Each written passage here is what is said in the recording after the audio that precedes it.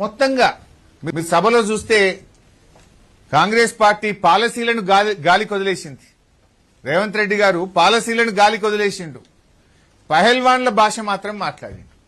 ఒక ఆయన నిలబడవా పహల్వాన్ అంటుండు.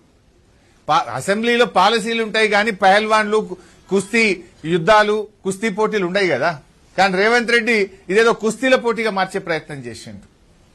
కత్తుల కోలాటంతో తలలు తీసేస్తాం, సామాజిక బహిష్కరణ చేస్తాం అని కాంగ్రెస్ సభ్యులతోని ముఖ్యమంత్రి పిలిచి పక్కన కూర్చోబెట్టుకొని మాట్లాడించిండు. మనం చూడలేదా? ముఖ్యమంత్రి గారు పక్కన వచ్చి వాళ్ళు కూర్చోవడం, పోగానే వాళ్ళకి మైకొచ్చుడు, వాళ్ళు మాట్లాడుడిగా కత్తుల కోలాటంలో తలలు తీసేస్తామని ఒక శాసనసభ్యుడు అసెంబ్లీలో మాట్లాడితే అది శాసనసభన? దాన్ని ఎందుకో ఎథిక్స్ కమిటీకి రెఫర్ చేయవు? కత్తుల కోలాటంతో తలలు తీస్తా అన్న సభ్యుడిని ఎథిక్స్ కమిటీకి రెఫర్ చేయవా? సామాజిక బహిష్కరణ చేస్తామని మాట్లాడిన సభ్యుడిని ఎథిక్స్ కమిటీకి రెఫర్ చేయవా? రేవంత్ రెడ్డి ఈ 2 నెలల్లో సభలో మాట్లాడిన అనాగరిక భాషను ఎథిక్స్ కమిటీకి రెఫర్ చేయరా? ఏం మాట్లాడిండు రేవంత్ రెడ్డి? నేను నోట్తో మాట్లాడలేను. ఆ భాష మాట్లాడడానికి నాకు సిగ్గనిపిస్తుంది. శాసనసభలో ఆయన మాట్లాడినటువంటి భాషను ఇవాళ ఎథిక్స్ కమిటీకి పంపాలి కదా.